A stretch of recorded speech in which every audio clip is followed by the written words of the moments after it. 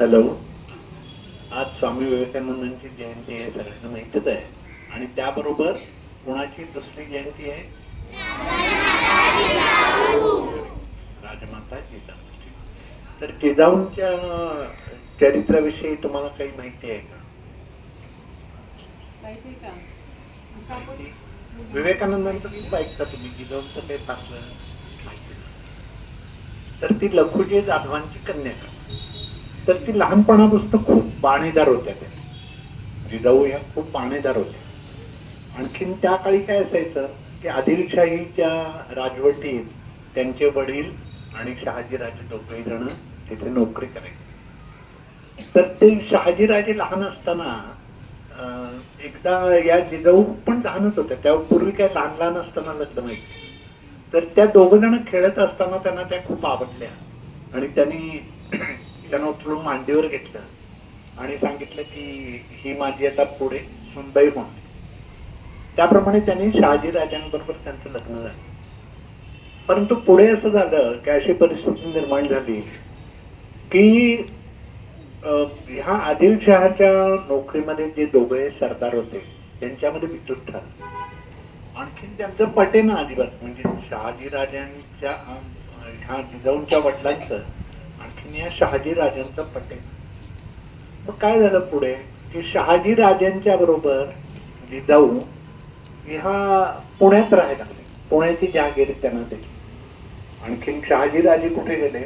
बेंगलोरला गेले. तर इतकं त्यांचं मोठं राज्य, मोठे सरदार होते. म्हणजे आपल्याकडे असं शहाजी राजांचं असं आहे की शिवाजी महाराजांच्या जी स्वातंत्र्याची बीजे होती, म्हणजे वेगळं राज्य स्थापन करायची जी उर्मी होती, ती शहाजी राजांकडनं आलेली आहे. आणि त्यानंतर ते अगदी लहान असताना पुण्याला आई बरोबर राहायला आले. तर या स्फुल्लिंगाला फुंकर घातली ती जिजाऊ. आणखीन कारण त्यांनी बघितलं होतं की हे आदिलशाही लोक जे आहेत हे कसे खेळवतात आपल्या आपल्या लोकांना, कसा त्याचा फायदा घेतात. तर त्यांनी लहानपणापासून शिवाजी महाराजांच्या मनात हे बिंबवलं की कुठेतरी नोकरी करण्यापेक्षा आपण स्वतंत्र आपलं राज्य स्थापन करायला पाहिजे. तर इतक्या लहान वयापासून त्यांनी ते संस्कार दिले.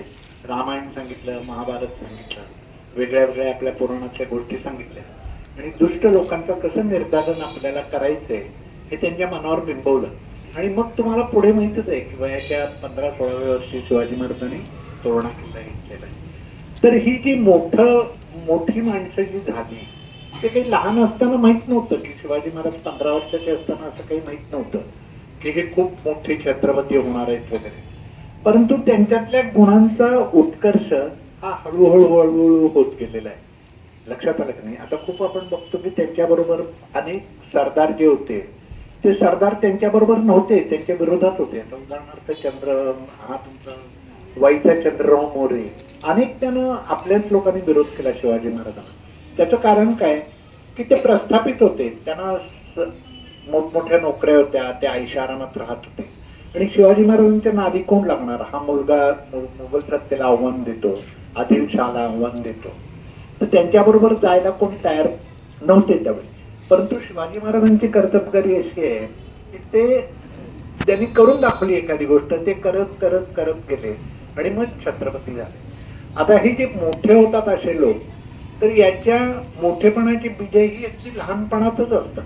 आता त्याचं दुसरं उदाहरण म्हणजे स्वामी विवेकानंद घेता येतं आपल्याला. की स्वामी विवेकानंदांच्या लहानपणी पाळण्यातच त्यांचे पाय दिसले की हा मोठा कोणतरी पुढे होणार. लक्षात आलं की पहिल्यापासून त्यांना व्यायामाची भरपूर आवड आहे. म्हणजे जर का काही करायचं असेल तर पहिल्यांदा शरीर संपदा पाहिजे. बुद्धिमत्ता तर होतीच त्यांना, परंतु शरीर संपदा अधिक जास्त पाहिजे. मग लहानपणापासून भरपूर व्यायाम करणं, क्रिकेट खेळणं त्यांचा आवडता खेळ होता, फुटबॉल खेळणं हा आवडता खेळ होता. आणि ते मैदानामध्ये सतत मैदानामध्ये लहान वयात राहिलेले आहेत. तर हे आता काय की पहिल्यांदा शरीर बलदंड करायचं. मग शरीर बलदंड झाल्यानंतर त्या उत्तम जे शरीर असतं त्यामध्ये उत्तम मनाचा वास होतो. म्हणजे असं काही होत नाही की एखादा खूप चांगला तब्येतीने छान माणूस आहे त्याच्या मनात चांगले विचार जास्त सहजपणे येऊ शकतो.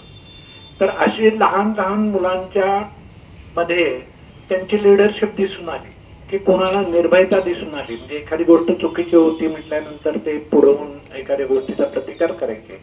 तर लहान वयापासनं त्यांना वडिलांपासून असं बाळकडून मिळालं होतं की लोकांना मदत करायची अतिशय.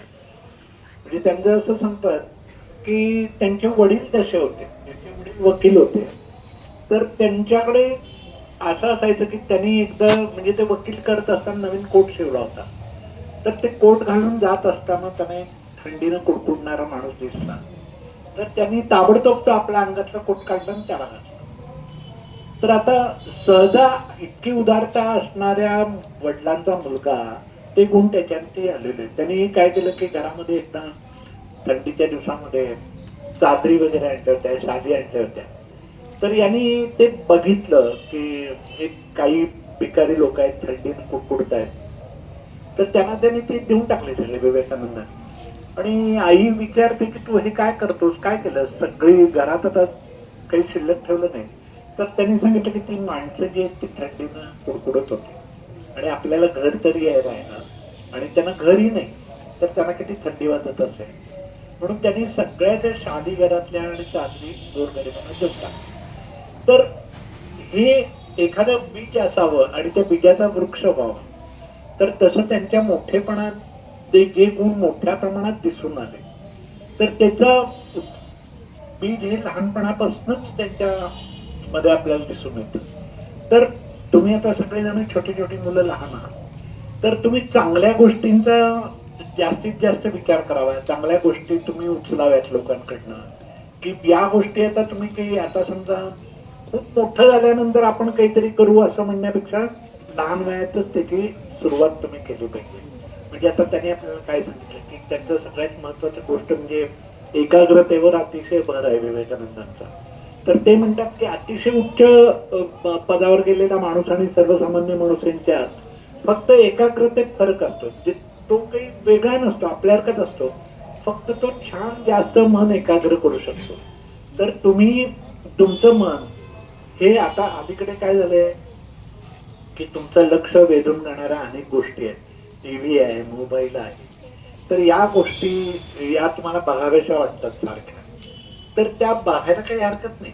परंतु एखादी गोष्ट जर तुम्ही अभ्यास समजा करत असाल, तर तुम्ही अभ्यासा व्यतिरिक्त काही करायचं नाही, अभ्यासच करायचा. पुस्तक वाचत असाल तर खिडकीतून तुम्ही तिकडे बघायचं, तिकडे बघायचं, आई काय करते बघायचं, भाऊ काय करतोय बघायचं. तसं आपलं लक्ष द्विधा करायचं नाही. एका ठिकाणी फोकस्ड माइंड ज्याला म्हणतात की नाही, की म्हणजे एकाग्र चित्तानं एखादी गोष्ट एकाग्र चित्ताने करायची. मग ती तुम्हाला थोडा वेळ केली तरी चालते. खूप वेळ पुस्तक घेऊन बसण्यापेक्षा थोडा वेळ एकाग्रतेनं तुम्ही वाचलं तर तुमच्या ते पटकन लक्षात यायला मदत होते. तर सगळ्यात महत्वाची आपल्याला जर का आयुष्यामध्ये प्रगती करायची असेल, काही विशेष बनायचं असेल, तर एकाग्रता पाहिजे. आता सचिन तेंडुलकर बघा किती एकाग्रपणे खेळतो, तो बॅटिंग किती एकाग्रपणे करतो. त्यावेळी त्याला दुसरं काही सुचत नाही. फक्त जसं अर्जुनाला बाण आणि पक्षाचा डोळा दिसला, तसा सचिन तेंडुलकरला फक्त बॉल दिसतो.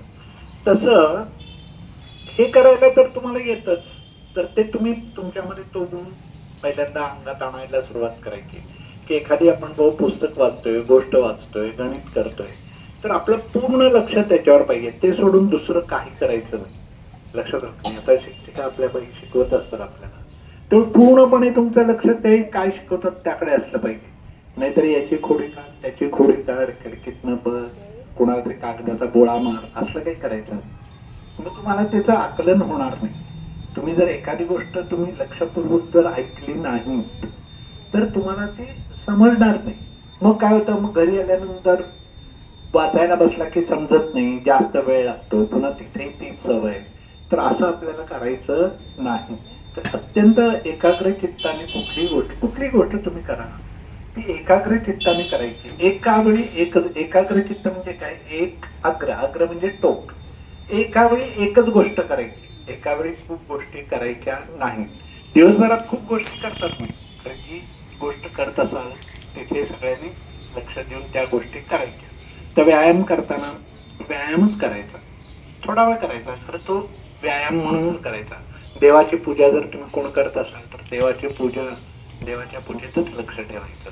त्यावेळी अभ्यासाचा विचार नाही करायचा. जेवताना आपण जेवणाकडे लक्ष ठेवायचं, टीव्हीत बघत जेवायचं, तसं मग त्या अन्नाचा रस व्यवस्थित आपल्याला अंगाला लागत नाही. तर ह्या गोष्टी विवेकानंदांची जयंती करायची म्हणजे काय की तुम्ही मुलांनी शिकणार की ही गोष्ट आहे त्यांच्याकडनं, की आपलं मन एकाग्र करायचं, एका वेळी एकच गोष्ट करायची. आणि त्यांचा एक महत्वाचा गुण म्हणजे वडीलधाऱ्यांविषयी अतिशय आदरबुद्धी आहे त्यांच्याकडे. तर ती आदरबुद्धी फक्त दिसलं की पाया पडण्यापुरती नसावी, आपल्या वागण्यातून ती दिसली पाहिजे आदरबुद्धी. शिक्षक काय सांगतात, शिक्षकांना उलट उत्तर न देणं, शिक्षक काय सांगतात ते आत्मसात करणं. तर ह्या गोष्टी छोट्या छोट्या आहेत, त्या खूप महत्वाच्या आहेत. तर या सगळ्यांनी तुम्ही अंमलात आणाल ना. काय रे हो, काही जोरात आलं नाही, ते आवड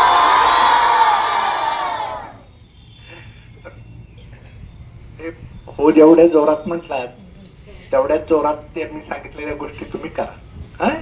मग तुम्ही विवेकानंदांना पण, विवेकानंदही तुम्हाला आशीर्वाद देतील. लक्षात आलं की नाही. आणि महापुरुषांनी दिलेले आशीर्वाद खूप काम करतात. तर तुम्हीही त्यांच्यासारखे बनण्याचा प्रयत्न करा आणि त्यांचे इतके मोठे होऊन दाखवा. ते भारत मातेचे थोर सुपुत्र आहेत, म्हणजे त्यांच्यामुळे हिंदुस्थान हा जगभर 100 वर्षापूर्वी माहिती झाला. तर आपल्यामुळं आपल्या परिसरात आपण प्रसिद्ध होऊ, आपल्या गावात आपण प्रसिद्ध होऊ, आपल्या हातून काहीतरी मोठं काम होऊन जाईल. लक्षात आलं की नाही. ते आत्ता त्याची सुरुवात तुम्हाला आतापासून करायची हे लक्षात ठेवा. हीच विवेकानंदांना तुमची आदरांजली म्हणेल. तर याप्रमाणे तुम्ही सगळेजण वागाल अशी मी आशा करतो. माझे 2 शब्द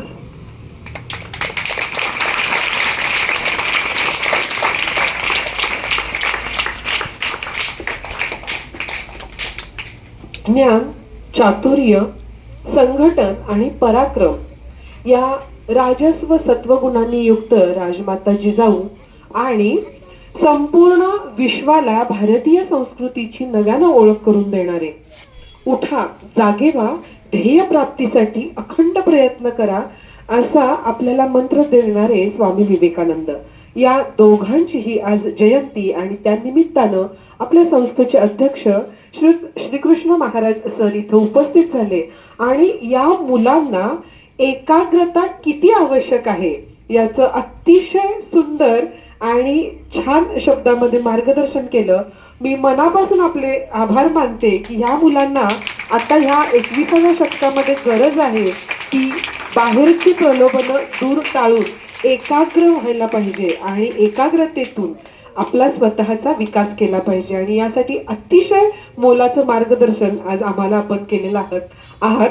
मी खरोखर मनापासून आपले धन्यवाद मानते.